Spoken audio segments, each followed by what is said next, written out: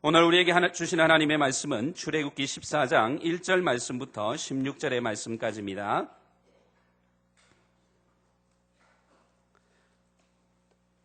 출애굽기 14장 1절부터 16절까지 저와 여러분들이 한 절씩 교독하도록 하겠습니다. 여호와께서 모세에게 일러 가라사대 이스라엘 자손을 명하여 돌쳐서 바다와 믹돌 사이에 곧 바알스본 맞은편 바닷가의 장막을 치게 하라. 바로가 이스라엘 자손에 대하여 말하기를 그들이 그 땅에서 아득하여 광야에 갇힌 바 되었다 할지라. 내가 바로의 마음을 강팍게 한즉 바로가 그들의 뒤를 따르리니 내가 그와 그 온 군대를 인하여 영광을 얻어 애굽 사람으로 나를 여호와인 줄 알게 하리라 하시매 무리가 그대로 행하니라. 혹이 백성의 도망친 것을 애굽 왕에게 고하매 바로와 그 신하들이 백성에 대하여 마음이 변하여 가로되 우리가 어찌 이같이 하여 이스라엘을 우리를 섬김에서 놓아 보내었는고 하고 바로가 곧 그 병거를 갖추고 그 백성을 데리고 갈새 특별 병거 600승과 애굽의 모든 병거를 바라니 장관들이 다 거느렸더라. 여호와께서 애굽 왕 바로의 마음을 강팍게 하셨으므로 그가 이스라엘 자손의 뒤를 따르니 이스라엘 자손이 담대히 나갔습니다. 애굽 사람들과 바로의 말들 병거들과 그 마병과 그 군대가 그들의 뒤를 따라 바알스본 맞은편 비아히롯 곁 해변 그 장막 친데 미치니라. 바로가 가까워 올 때에 이스라엘 자손이 눈을 들어 본즉 애굽 사람들이 자기 뒤에 미친지라. 이스라엘 자손이 심히 두려워하여 여호와께 부르짖고 그들이 또 모세에게 이르되 애굽에 매장지가 없으므로 당신이 우리를 이끌어내어 이 광야에서 죽게 하느뇨. 어찌하여 당신이 우리를 애굽에서 이끌어내어 이같이 우리에게 하느뇨. 우리가 애굽에서 당신에게 고한 말이 이것이 아니뇨. 이르기를 우리를 버려두라. 우리가 애굽 사람을 섬길 것이라 하지 아니하더뇨. 애굽 사람을 섬기는 것이 광야에서 죽는 것보다 낫겠노라.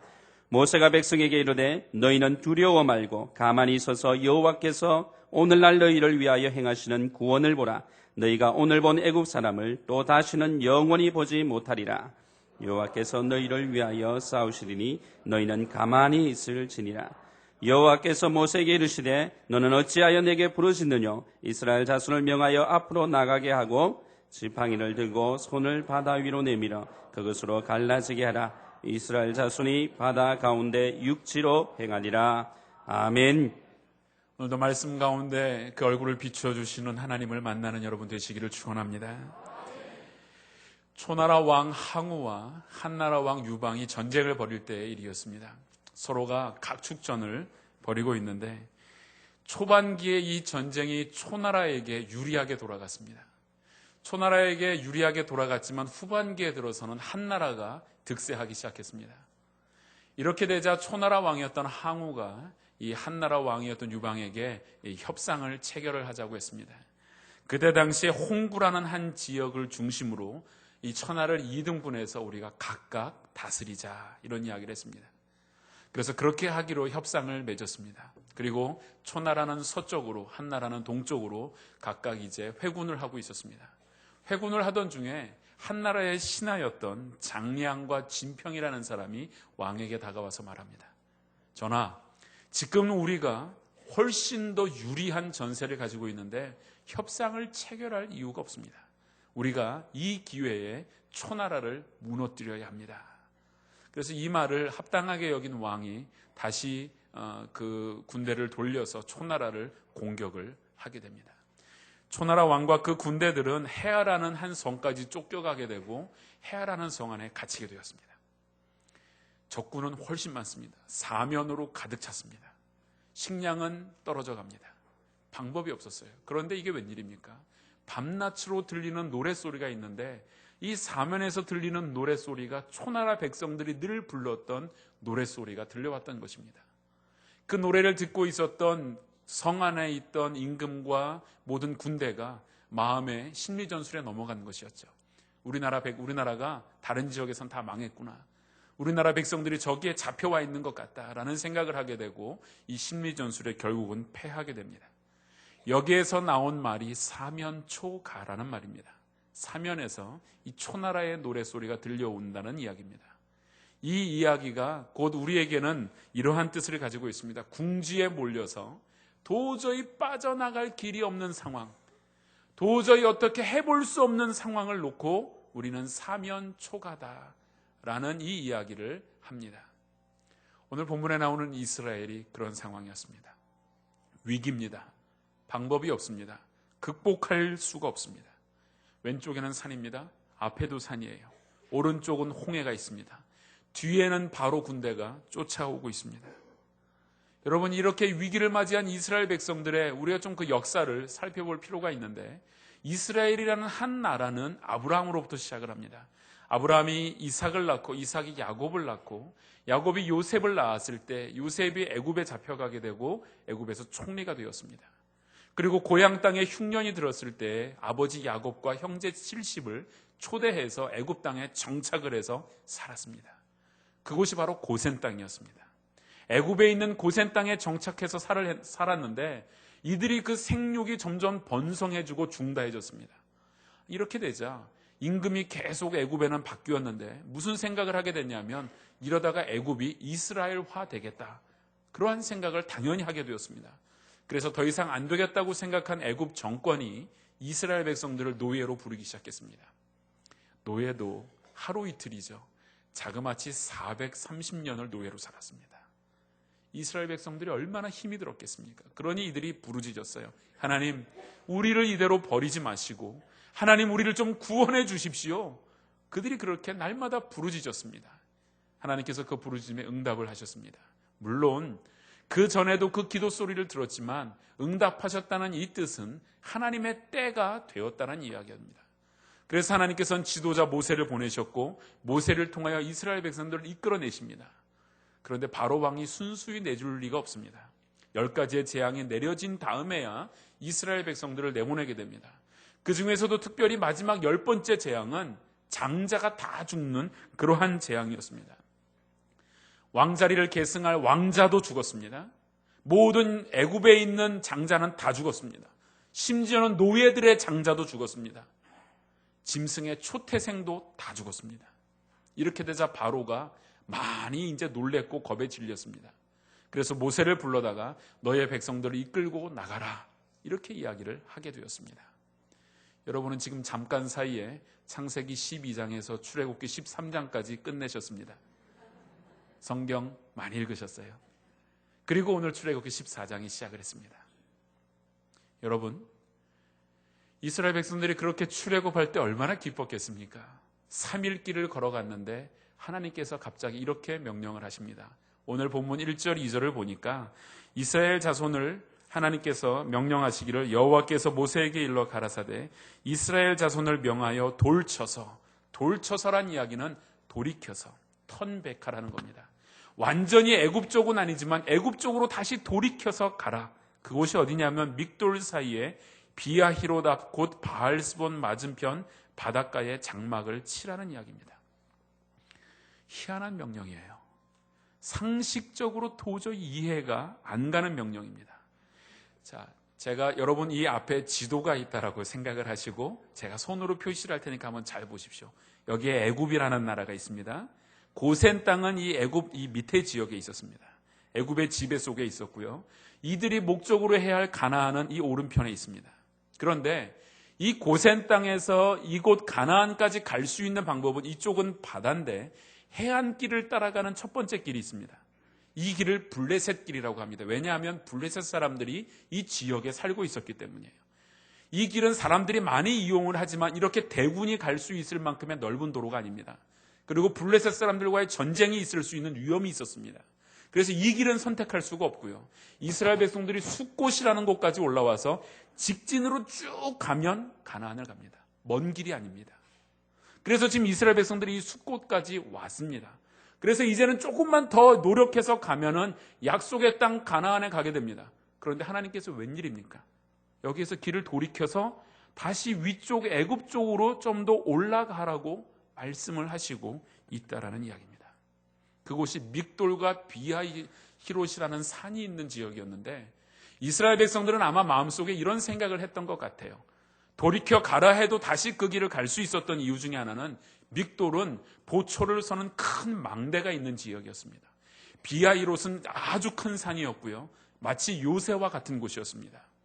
그곳 옆 바알스본 맞은편에 장막을 치라고 하니까 이스라엘 백성들 마음에는 우리가 3일 길을 걸어오는 동안 너무 힘드니까 하나님이 안전한 요새 같은 곳에 우리를 두시고 잠시 안식하라고 하나 보다. 나름대로 이렇게 생각을 하면서 다시 그곳까지 갔던 것 같습니다.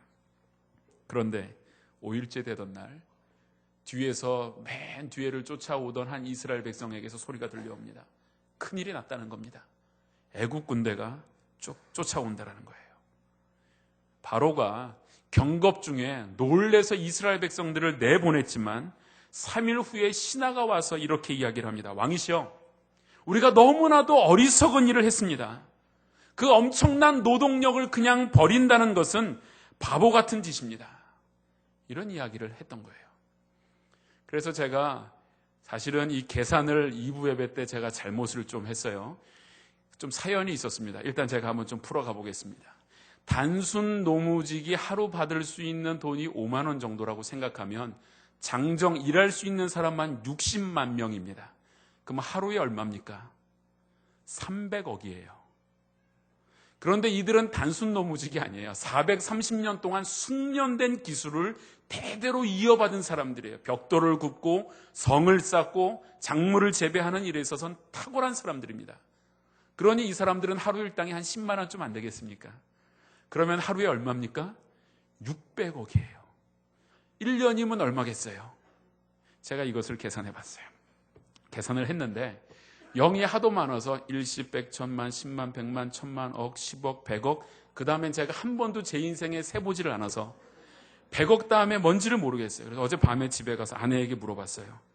600억 곱하기 365 하면 얼마야? 하니까 아내가, 제가 그래서 아내에게 한 21조 억 원쯤 안 되나? 물어보니까 아내가 계산기를 두드려 보더니 아니에요. 21만 9천억이래요. 저는 그런가 보다 하고 했더니 21만 9천억이라는 숫자가 없다며요? 2부 예배 마치자 몇 분이 저에게 다가와서 목사님 계산 잘못됐습니다. 수정합니다. 21조 900억인가 그쯤 되는 것 같아요. 웬만한 큰 기업 1년, 아마 1년 매출액이 되지 않나라는 생각을 해보게 됩니다. 그러니 바로의 입장에서는, 나라의 입장에서 볼 때 엄청난 손실 아닙니까? 그냥 거저 일할 수 있는 노예들을 내보낸 거예요. 그러니 특별병거를, 그리고 다른 병거들을 이끌고 쫓아왔습니다. 특별병거는 무슨 병거냐 하면은 두 사람이 타는 병거인데요. 한 사람은 그 병거를 운전을 하고 한 사람은 위에서 전투를 벌일 수 있는 아주 특별한 병거입니다. 철병거예요. 철로 다 쌓여져 있어서 화살이나 어떠한 것도 뚫지 못하는 굉장한 병거입니다. 이 특별병거로 전 세계를 애굽은 지배를 하고 있던 그러한 때였습니다. 이 특별병거와 그 외 군대가 이 이스라엘 백성들을 쫓아왔던 것입니다. 이스라엘 백성들은 노예입니다. 평범한 사람들이에요. 거기다가 노인들과 아이들의 부녀자까지 있는 그러한 사람들이었어요. 상대가 안 되는 싸움입니다. 이스라엘 백성들은 난처했어요. 앞으로 가서 바다로 가면 빠져 죽을 것이고 양쪽 옆에 산으로 가면 될 것 같지만 산에 올라갈 여력도 없습니다. 시간도 그렇게 여유가 없었어요. 홍해가 가로막습니다. 산이 있습니다. 환경이 문제입니다. 뒤에는 군대가 쫓아옵니다. 사람이 문제입니다. 여러분, 우리 인생의 문제가 그렇지 않나요? 환경이 문제가 됩니다. 사람이 문제가 됩니다. 사방이 꽉 막혀 있는 것 같습니다. 뭔가 풀려야 되는데 풀리지가 않습니다. 관계에 문제가 생겼습니다. 사람도 막히고 물질도 막히고 환경도 막히고, 이러한 막힘의 모습들이 우리 인생 가운데 얼마나 자주 나타납니까? 더더군다나 안타까운 것은 이들은 출애굽한 사람들이에요. 바꾸어 말하면 구원받은 백성들입니다. 구원받은 백성들이라면 잘 돼야죠. 내가 신앙 안에서 자유를 얻고 진리가 너희를 자유케 하려는 이 말씀 붙들고 믿음으로 승리하는 삶을 살아갈 수 있으면 얼마나 좋겠습니까? 예수 믿고 나면 좀 잘 돼야 될 터인데 웬일입니까? 환난이 더 옵니다. 고난이 닥쳐옵니다. 어려운 난관에 빠졌습니다. 말씀대로 순종하면 내 인생의 모든 막혔던 문제들이 뻥 뚫릴 줄 알았더니 글쎄요, 더 꼬여가는 현실들을 본다는 것입니다. 이게 이스라엘 백성들의 현실이었고 오늘을 사는 우리들의 현실인 것입니다. 여러분, 그러나 이 현실 뒤에는 우리를 궁극적으로 승리로 인도하시고 가나안으로 인도해 가시는 하나님이 계신 줄로 믿으시기 바랍니다. 이스라엘 백성들에게 이 현실의 문제에 하나님이 잊혀져 가기 시작했습니다. 오늘 본문을 보면 그들이 기도했다라고 말합니다. 부르짖었습니다. 오늘 본문 10절 12절을 보면 이렇게 말합니다. 바로가 가까울 때 이스라엘 자손이 눈을 들어본 즉 애굽 사람들이 자기들에게 미친지라. 이스라엘 자손이 심히 두려워하여 여호와께 부르짖고 그들이 또 모세에게 이르되 애굽에 매장지가 없어 우리를 이끌어내어서 광야에서 죽게 하느냐? 네가 어쩜 우리에게 이럴 수 있느냐라고 말하는 겁니다. 차라리 우리가 애굽에서 당신에게 구한 말이 이것이 아니냐? 이르기를 우리를 버려두라. 우리가 애굽 사람을 섬길 것이라 하지 아니하더냐? 불만과 불평과 원망을 쏟아내고 있습니다. 악의적으로 비난을 하고 있습니다. 문제가 어려워지니까 그들이 지금까지 구원받은 은혜, 감격적인 삶, 아무것도 필요가 없어졌습니다. 10가지 재앙을 눈으로 목도한 사람들이에요. 그 안에서 살아남은 역사를 경험했습니다. 그들 앞에는 불기둥과 구름기둥이 지금도 있습니다. 그럼에도 불구하고 사면 초과의 상황이 생기니 이들의 믿음은 사라져버리고 오히려 불평과 원망이 쏟아져 나오고 있는 이 모습을 우리가 볼 수 있는 것이 아닙니까? 사실 모세가 그들을 인도했습니까? 천만에요. 하나님이 인도하셨잖아요. 모세를 원망한 것, 하나님을 원망한 것입니다. 어떤 성도님이 사회 부조리 상황을 보면서 너무 속이 상해서 길을 지나가다 하늘을 보고 하나님이 이럴 수가 있습니까? 하나님이 살아계시다면 이 사회가 왜 악인이 득세하고 이럴 수가 있습니까? 내가 하나님 믿는다는 게 말이 됩니까? 열을 많이 받았나 봐요. 막 하나님께 대드듯이 말하고 마지막에 침을 탁 뱉었더니 그 침이 자기 이마에 떨어졌대요. 원망하지 않기를 바랍니다. 여러분, 하나님 신실하십니다. 하나님의 역사를 믿으시기 바랍니다. 불평과 원망으로 시작하면 절대 성공할 수 없고 절대 승리할 수 없습니다. 불평한 이들에게 찾아온 것은 무엇입니까? 두려움이었습니다. 그래서 13절 우리 한번 같이 읽어보겠습니다. 오늘 본문 13절입니다. 모세가 백성에게 이르되 너희는 두려워 말고 오늘날 너희를 위하여 행하시는 구원을 보라. 너희가 오늘 본 애굽 사람을 또다시는 영원히 보지 못하리라. 아멘. 두려워 말라는 겁니다. 사람은 누구나 두려움이 있습니다. 개인적인 두려움이 있죠. 혼자 있을 때 두렵기도 합니다. 어두운 밤길을 갈 때 두려워요. 악몽을 꿨을 때도 두렵습니다. 건강의 문제 생각하면 두려워요. 시험을 앞두고도 두렵습니다. 두려운 일들이 얼마나 많이 있습니까? 국가적으로도 두려울 때가 있습니다. 사회적으로 불안하고 정치, 경제가 불안할 때 우리는 많은 두려움들을 갖게 됩니다. 그 외에도 천재지변이 일어나는 두려움들, 이러한 많은 두려움들이 있습니다. 그런데 하나님 오늘 우리 가운데 말씀하시는 것, 두려워하지 말라는 겁니다. 왜 이 말씀을 하셨겠습니까? 두려워하다라는 단어는 히브리어로 야레라는 뜻을 썼는데 구약 성경에서 이 두 단어가 딱 이 두 가지 경우에만 사용이 되어집니다. 하나는 마땅히 두려워하거나 경외하거나 공경해야 될 대상에게 말할 때 야레라는 단어를 썼습니다. 신명기 28장에 나오는 것처럼 하나님을 경외하라 할 때 야레라는 단어를 썼고, 또한 레위기 19장에서 나오는 부모님을 공경하라 할 때도 야레라는 단어를 썼습니다. 또 다른 하나는 전혀 두려워할 가치가 없는 것들에 대하여 어리석은 두려움을 가질 때도 야레라는 단어를 썼어요. 이스라엘 백성들이 골리앗을 앞에 두고 두려워할 때 그때도 야레라는 단어를 썼습니다. 바꾸어 말하면 두려워해야 할 대상을 두려워해야지 경외해야 할 하나님을 경외하지 아니하고 두려워할 수밖에 없는 현실들을 놓고 두렵다, 어렵다, 안 된다, 이러한 삶을 살아가면 실패할 수밖에 없다는 것을 성경은 말해주고 있는 것입니다. 하나님을 경외하는 여러분 되시기를 바랍니다. 여러분의 현실의 문제가 두려울 수밖에 없는 현실이 있습니까? 여러분을 점점 더 어렵게 만드는 현실이 있습니까? 그러나 그 시각을 바꾸어 하나님을 오히려 경외하십시오. 하나님을 오히려 바라보십시오. 그때 승리가 있고 참다운 축복의 삶이 있는 줄로 믿습니다. 그 표현을 성경은 오늘 한 걸음 더 나아가서 너희는 두려워 말고 가만히 서서, 14절에서도요, 가만히 있으라. 여호와께서 너희를 위하여 싸워주실 것이다. 가만히 있으라고 말하고 있습니다. 여러분, 가만히 있으라는 이 이야기는 다름이 아니라 바로 하나님이 일하실 수 있도록 기다려보라는 이야기예요.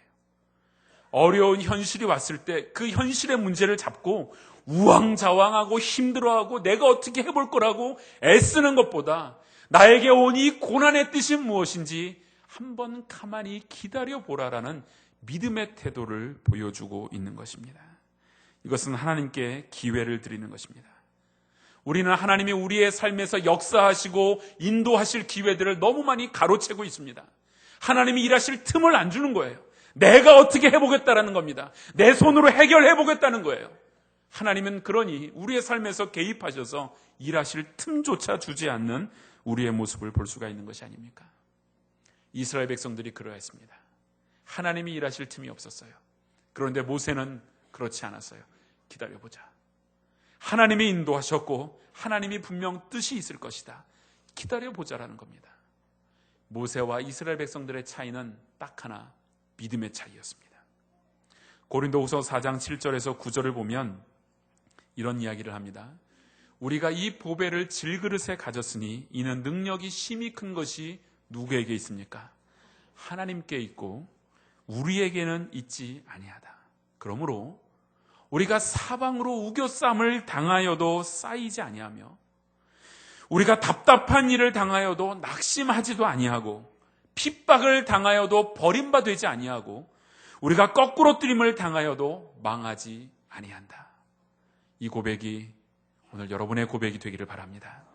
왜냐하면 능력이 심히 큰 것은 내 안에 있는 것이 아닙니다. 나를 위하여 싸워주시는 하나님에게 있는 줄로 믿습니다. 그 하나님을 믿고 기다려 보십시오. 고난이 있습니까? 한번 하나님이 역사하실 것을 기다려 보십시오.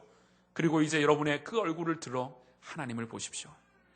오늘 본문 13절에서 분명히 말씀하시기를 여호와께서 너희를 위하여 행하시는 구원을 보라, 이렇게 말씀하시고 있습니다. 히브리어 원문을 보면 보라라는 이 단어가 라라는 동사를 썼습니다. 이 동사는 단지 본다라는 뜻이 아닙니다. 분별한다, 더 나아가서는 예견해 보라라는 뜻입니다. 오늘을 보지 말고 내일을 보라라는 거예요. 하나님이 행하시는 그 구원을 보라라는 것은 오늘의 현실을 보지 말고 내일을 보라라는 겁니다. 내일 베풀어 주실 그 하나님의 은혜, 미래를 인도해 가실 하나님의 은혜를 보라라는 겁니다. 암담한 현실을 보면 우리는 벅찬 미래, 감동의 미래를 볼 수가 없습니다. 암담한 현실은 사실이지만 믿음의 눈을 들어 미래를 볼 줄 아는 믿음의 시야를 가지시기를 바랍니다. 이스라엘 백성들에게 오늘 필요한 것은 육신의 눈이 아니었습니다. 바로 그 믿음의 눈이었다라는 사실입니다. 찬송가 231장을 보면 가장 많이 나오는 단어가 이 본다라는 단어가 나옵니다. 그런데 이 찬송을 쓴 사람은 크로스비라는 분입니다. 이분은 태어난 지 6주 만에 시력을 잃었어요. 눈에 문제가 생겨서 약을 사다가 약을 발랐는데 그 약의 부작용으로 완전히 육신의 시력을 다 잃었던 분입니다. 그런데 이분이 고백했던 찬송의 가사를 한번 보십시오. 주가 맡긴 모든 역사 힘을 다해 마치고 밝고 밝은 그 아침을 당할 때 요단강을 건너가서 주의 손을 붙잡고 기쁨으로 주의 얼굴을 배우리. 나의 주를 내가 그의 곁에 서서 배우며 나의 주를 손의 못자국을 보아 알겠네. 이것이 장님인 한 그리스도인이 고백한 내용입니다. 육신의 눈으로 주님을 보았겠습니까? 기쁨으로 주의 얼굴을 보며 그의 곁에 서서 그를 보며 손의 못자국을 보아서 알겠네. 그는 이렇게 고백을 했습니다. 볼 수 없는 암담한 현실, 육의 시력을 다 잃어버린 현실 속에서도 장차 자기의 앞길을 열어가실 그 하나님의 손길을 느끼며 살았던 이 크로스비라는 분은 바로 믿음의 눈을 가졌던 것입니다. 성경에 보면 이 믿음의 눈을 가진 또 한 사람을 우리가 소개해 볼 수가 있습니다. 그는 다윗입니다. 오늘 우리가 회중 찬양을 불렀던 사슴이 시냇물을 찾기에 갈급함 같이 이 내용은 시편 42편입니다. 다윗이 쓴 시인데요. 다윗은 왕으로 기름 부음을 받았습니다. 그런데도 불구하고 그는 엄청난 고난을 당한 사람이었습니다. 이 고난을 얼마나 당했으면 시편 42편 1절에서 3절을 보면 이런 이야기들을 합니다. 하나님이여, 사슴이 시냇물을 찾기에 갈급함처럼 내 영혼이 주를 찾습니다. 사슴이 광야에서 시냇물 못 찾으면 죽습니다. 광야에서 사슴이 죽어가는 모습을 다윗은 자주 봤어요. 사슴이 땅을 팝니다. 마지막 물줄기를 찾기 위하여 온 힘을 다해 광야의 땅을 팝니다. 그곳에서 물줄기가 나오면 살지만 물줄기가 나오지 않으면 땅 판 그곳에 머리를 묶고 죽어버리는 사슴을 다윗은 너무나도 봤습니다. 종종 본 이 모습을 보면서 자신의 모습이 그렇습니다. 지금 하나님, 내 영혼이 하나님이 오시지 않으면 광야에서 목말라 죽어가는 사슴과 같은 인생입니다. 하나님, 사람들이 나보고 뭐라 하는 줄 압니까? 내가 하나님을 갈망하고 있는데 사람들이 나더러 하는 말이 너의 하나님은 도대체 어디 있느냐? 이렇게 나에게 말합니다. 하나님, 눈물이 추야로 나의 음식이 되고 있습니다. 다윗이 이러한 안타까운 심정 속에 빠져 있었던 것입니다. 여러분, 때로는 우리가 듣는 이야기가 아닙니까? 너 하나님 믿는다며? 그럼 네 하나님 도대체 어디에 살아있다는 얘기냐? 너의 하나님이 살아있다면 너의 집은 왜 그렇게 살아야 되냐? 네 가정에 좀 꼴을 보라라는 거예요. 넌 왜 빚을 지고 사냐 이거죠. 네 자녀들을 좀 봐라. 네 건강의 상태를 좀 봐라. 정말 하나님이 살아계시고 좋으신 하나님, 사랑의 하나님이라면 너가 왜 이렇게 고난을 당하느냐? 여러분, 그런데 다윗의 고백을 보십시오. 42편 5절을 보니까 내 영혼아, 내가 어찌하여 낭망하며 어찌하여 내 속에서 불안하여 하는고? 너는 하나님을 바라라. 그 얼굴의 도우심을 인하여 내가 오히려 찬송하리로다. 아멘. 다윗의 고백은 자기 영혼을 꾸짖는 이야기예요. 야, 이 바보 같은 다윗아, 눈물이 주야로 음식이 되는 것은 현실이다. 그러나 내 영혼아, 일어나라. 내 영혼아, 현실을 보지 말고 하나님을 봐라. 도움을 주시는 하나님이 있지 않느냐? 다시 한번 소망을 하나님께 두고 일어나라. 다윗이 그렇게 자기에게 꾸짖고 있는 것입니다. 사랑하는 성도 여러분, 오늘 여러분을 향하여 여러분이 한번 명령해 보십시오. 암담한 현실의 문제가 있습니까? 그렇다면 여러분 영혼을 향하여 여러분 말하십시오. 내 영혼아, 낭망하지 마라. 일어나라. 도움을 주시는 하나님을 바라봐라. 오히려 찬송해라. 이러한 다윗의 고백이 여러분 가운데 있기를 바랍니다. 여러분, 현실의 문제가 있습니까? 이미 낭망한 자리에 빠져버렸습니까? 돌이키기는 너무 늦은 것 듯한 문제들이 너무나도 많이 남아 있습니까? 그러나 하나님의 편에서는 불가능이 없습니다. 하나님은 용사십니다. 하나님이 우리를 위하여 싸우실 것입니다. 하나님이 우리를 궁극적으로 승리로 이끌어 가실 줄로 믿습니다. 하나님의 하실 일을 하나님께서 두려워 말고 원망하지 말고 가만히 있어서 보라라고 말씀하셨는데, 이제 하나님은 또 다른 하나의 아주 실제적인 삶의 모습을 우리 가운데 명령하시고 있습니다. 위기가 오면 위기를 극복하는 가장 좋은 방법은 저절로 해결되는 거예요. 그냥 자고 일어나면 해결되면 얼마나 좋아요. 마치 이스라엘 백성들 예루살렘을 포위했던 아수르 군대 18만 5천 명이 자고 일어나니 다 죽었어요.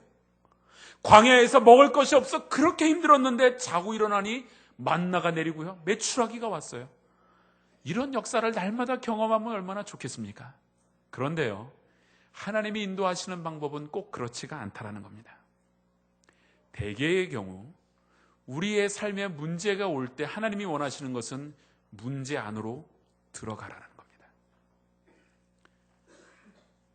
다윗이 골리앗의 문제를 놓고 피하거나 우회하지 않았습니다. 골리앗과 정면 대결을 했습니다. 홍해바다가 앞에 있습니다. 이것은 문제입니다. 기도하고 나니 홍해 건너편에 저절로 가 있는 것이 아니었어요. 기도했지만 그들은 직접 홍해 안으로 들어가야만 합니다. 물기둥의 벽을 이루고 바닷길이 육지가 되어지는 역사를 직접 체험하는 그 일들을 통해서 하나님은 영광을 받으시겠다는 겁니다. 여호수아와 이스라엘 백성들이 요단강을 건너가야 하는데 거저 쉽게 요단강이 건너진 것이 아니라 거센 물결이 흐르고 있는 요단강에 언약궤를 맨 제사장들이 먼저 발을 들여 놔야만 한다는 것입니다. 다니엘과 그의 친구들이 풀무불에 들어가야만 합니다. 불이 꺼진 다음에 들어간 것이 아니라는 사실을 인정해야 합니다. 활활 타오르는 불길이었고 누가 봐도 두려운 현실의 문제지만 문제 안으로 들어갈 때에 문제는 여전히 타오르는 불길 속에 있었지만 그곳에서 머리털 하나 상하지 않았습니다. 이것이 바로 하나님의 역사입니다. 에스더를 보십시오. 민족의 문제를 두고 있을 때에 그 문제를 놓고 피하거나 우회하거나 포기하지 않았습니다. 오히려 아수에로 왕 앞에 나아가며 내가 죽으면 죽으리다. 그리할 때에 문제가 해결되었다는 사실입니다. 그러므로 사랑하는 성도 여러분, 오늘을 사는 우리가 나타나는 문제는 이 현실의 문제들이 저절로 없어지는 경우도 물론 있습니다. 우회하는 방법도 있습니다만 그러나 그렇지 않습니다. 아주 많은 대개의 경우는 우리가 그 문제 안에 들어가야 합니다. 통과하는 경험을 해야 합니다. 여러분, 문제 안에 들어가면 놀라운 일이 일어납니다. 어떤 일입니까? 바닷길을 걸어본 사람이 세상에 이스라엘 백성들 말고 누가 있겠습니까? 태어나서 한 번도 보지 못했던 그 비싼 전복, 오만때만 바다의 신기한 것들을 그들은 보는 체험을 했어요. 그것을 보면서 얼마나 하나님의 영광을 그들이 기뻐했을까요? 이것은 문제를 돌이켜서 피한 자가 얻는 영광이 아니고 문제 속에 들어가며 주님 뜻대로 행하시옵소서, 내가 이 문제 속에서 승리하기를 원합니다. 그리고 홍해라는 그 문제 안에 들어가게 될 때에 볼 수 있는 하나님의 영광인 줄로 믿습니다. 예수님의 방법이 어땠습니까? 예수님 저 하늘 보좌에서도 인간의 죄를 사하실 수 있습니다. 왜 못하십니까? 전능하신 하나님이신데. 그런데 주님 그렇게 하지 않으셨습니다. 문제 많은 세상에 직접 오셨어요. 문제 안으로 들어와서 문제가 가장 많은 사람들 속에서 사셨고 그 문제 많은 사람들 속에서 십자가에서 죽으셨습니다. 그게 주님의 방법이라면 오늘 우리는 너무 쉬운 방법을 선택하고 있는 것은 아닙니까? 너무 쉽게 나에게 있는 현실의 문제들이 그냥 저절로 혹은 우회해서 해결될 것을 기대하고 있지는 않습니까? 여러분의 삶에 홍해가 문제입니까? 오늘 결단하십시오. 홍해로 들어가시기를 바랍니다. 하나님이 갈라주실 것입니다. 하나님이 바다만 가르실 줄 아십니까? 하나님은 산도 가르십니다. 하나님은 우리의 현실의 모든 문제를 갈라주실 것입니다. 하나님은 기가 막힌 방법을 갖고 계세요. 하나님은 언제나 우리의 인생에 감동의 드라마를 써가기를 원하십니다. 하나님은 고단수입니다. 우리가 생각했던 대로 이끌어 가시는 것이 아니라 우리가 상상할 수도 없는 방법으로 영광을 받으시고 그 영광의 자리로 우리를 이끌어 가시는 분이 바로 하나님인 줄로 믿습니다. 홍해 도화 사건, 엄청난 기적입니다. 그런데 많은 사람들은 이것은 기적이 아니라고 말합니다. 심지어 자유주의 신학자들은 아니다, 홍해는 당시에 바다가 아니었다. 당시에는 조수간만의 차이로 별로 깊지 않았던 홍해 바닷물은 다 빠져가고 그곳에는 오히려 갈대밭이 있었다라고 그렇게 자유주의 신학자들 그리고 성경 비평학자들은 이야기를 합니다. 어떤 청년이 공원 벤치에 앉아 성경을 읽고 있었습니다. 읽고 있던 중에 오늘 본문을 보았어요.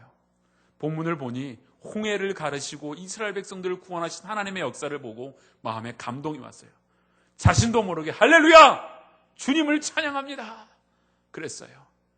그러니까 지나가던 한 자유주의 신학자가 마침 그곳을 지나가다가 이상한 소리를 듣고 다가와서 보았습니다.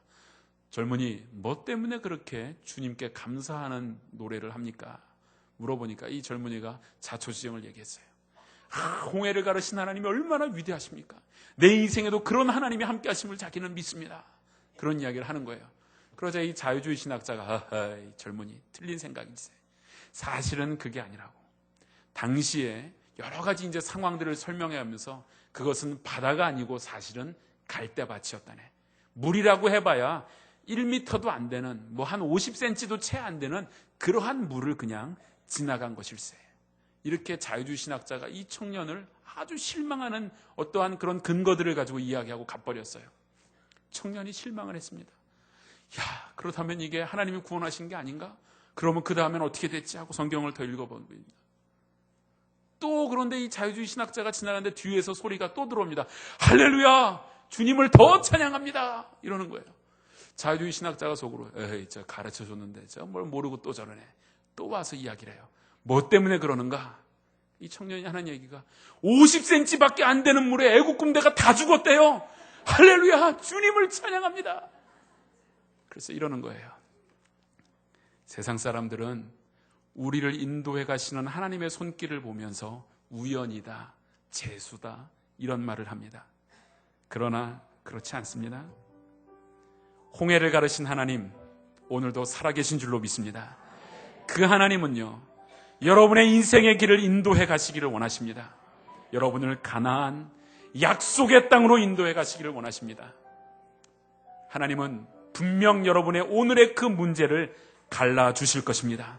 그전에는 한 번도 경험해보지 못했던 하나님의 놀라운 영광스러운 기적을 하나님께서 우리의 삶에 보여주실 것입니다. 그러므로 사랑하는 성도 여러분, 사방이 우겨쌈을 당한 것 같은 고통이 있습니까? 도저히 앞길이 내다 보이지 않습니까? 방법은 간단합니다.